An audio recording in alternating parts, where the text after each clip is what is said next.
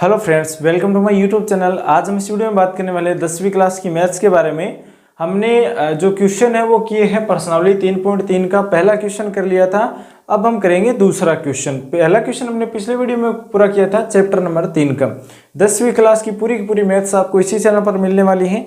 Channel को subscribe जरूर कर लेना। इस वीडियो को लाइक करके अपने दोस्तों के साथ शेयर जरूर कर लेना, क्योंकि हमने 2 चैप्टर कंप्लीट कर लिए हैं और तीसरे चैप्टर की एक्सरसाइज है, जो 2 एक्सरसाइज है वो हमने पहले कंप्लीट कर ली हैं।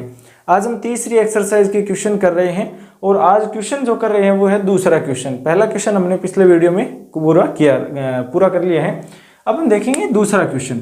दूसरा क्वेश्चन क्या है? दूसरा क्वेश्चन ये है कि 2x + 3y बराबर में 11 है। ये एक रेखीय समीकरण है। 2x + 3y बराबर में 11 और 2x - 4y बराबर में क्या है? -24 है, जिसको हमें हल करना है। और इससे m का वह मान ज्ञात कीजिए जिसके लिए y बराबर mx + 3। ये कंडीशन दी गई है साथ में कि y बराबर mx + 3 है।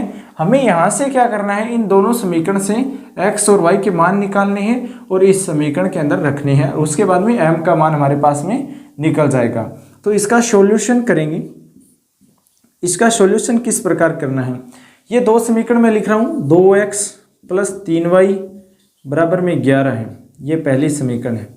दूसरी समीकरण क्या है? 2x - 4y है बराबर में क्या है? -24 है। ये दूसरी समीकरण हो गई। ठीक है, ये 2 समीकरण हो गई। अब इन दोनों समीकरणों को हल करना है हमें और y का मान निकालना है। यहाँ पर कोई दिया नहीं गया कि प्रतिस्थापन विधि से करना है या विलोपन विधि से।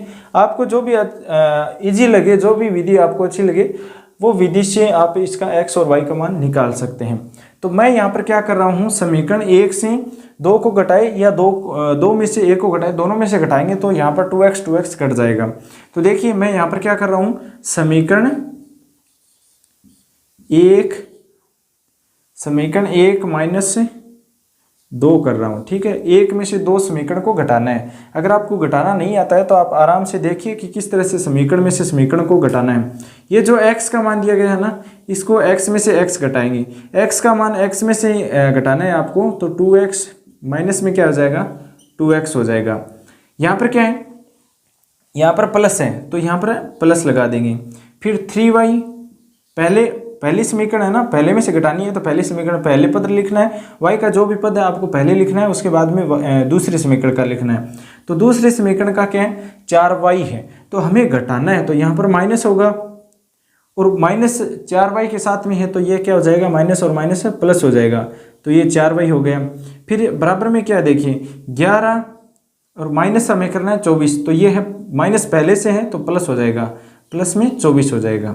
ठीक है, तो ये हमारे पास आ गया। अब 2x में से 2x जाएंगे तो 0 बचेगा, प्लस 3y और 4y कितना होगा? 7y। 11 + 24 कितना होने वाला है? 5 3 35। तो ये हमारे पास आ गया 7y बराबर में 35। y का मान क्या आएगा? 35 और ये गुणा में है तो ये नीचे चले जाएगा भाग में। तो y का मान कितना आने वाला है? 35 में 7 का भाग देंगे तो कितना आएगा? 7 × 5 = 35, तो 5 आएगा। y का मान आ गया 5। अब y का मान हमें कहाँ पर रखना है ताकि हमारे पास x का मान आ जाए? यहाँ पर रख दो पहली समीकरण में। यहाँ पर लिखेंगे कि y का मान समीकरण 1 में रखने पर, 1 में y का मान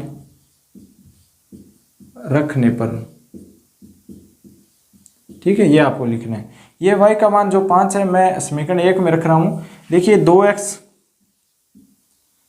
+ 3 y की जगह मैं 5 रख रहा हूँ और बराबर में क्या दिया गया है? 11 दिया गया है, 11 रख दिया। अब 2x को जैसा है वैसा ही रहने दो। प्लस में क्या है? 3 को 5 से गुणा करवाएंगे तो 15 होगा। इस 15 को प्लस का है तो इधर जाएगा बराबर में, तो क्या आएगा? माइनस का आएगा, माइनस का 15 हो जाएगा। 2x बराबर में 11 में से 15 जाएगा तो कितना बचेगा? -4 बचेगा।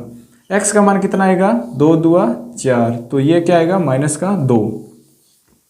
x का मान कितना आ गया? -2। ये 2 मान आ गए हमारे पास।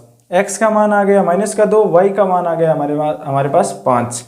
अब जो समीकरण दी गई है, एक कंडीशन है हमारे पास में कि y बराबर mx + 3 है, तो यहाँ पर जो x और y है, यहाँ पर x और y का मान रखेंगे। तो मैं इसको एक बार मिटा रहा हूँ। उस समीकरण में मान रखेंगे वो देखिए y बराबर mx प्लस 3 है। ठीक है, यहाँ पर y का मान कितना है 5 है और x का मान -2 है। y का मान 5 रख दिया और m इंटू एक्स का मान कितना है -2 है, प्लस का 3 कर दिया। ये गुणा होगा तो माइनस का m आएगा, माइनस का 2m आएगा, 2m आ गया। फिर प्लस का 3 है, ये इधर आएगा तो कितना बचेगा, 5 में से 3 जाएगा 2 बचेगा।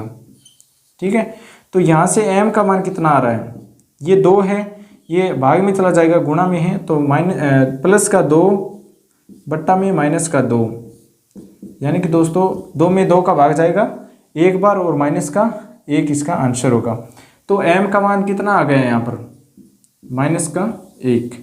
तो इसका आंसर ये है, m का जो मान है -1। तो इस तरह से इस क्वेश्चन को आपको करना था। पहले इन दोनों समीकरणों को प्रतिस्थापन या विलोपन विधि से हल करना था और x और y का मान निकालना था, जो हमने निकाले हैं। x का मान -2 और y का मान 5। उसके बाद में इस समीकरण की जो कंडीशन दी गई है इसमें x और y का मान रखेंगे तो m का मान आएगा हमारे पास में -1। इस तरह से इस क्वेश्चन को आप हल कर सकते हैं। इसके बाद में जो नेक्स्ट क्वेश्चन है ना वो आपको नेक्स्ट वीडियो में मिलने वाला है। इस वीडियो को लाइक करके अपने दोस्तों के साथ शेयर करना। अगर आप 10वीं क्लास में हैं और आपको मैथ्स में अच्छे परसेंट चाहिए तो आप चैनल को सब्सक्राइब जरूर कर लेना।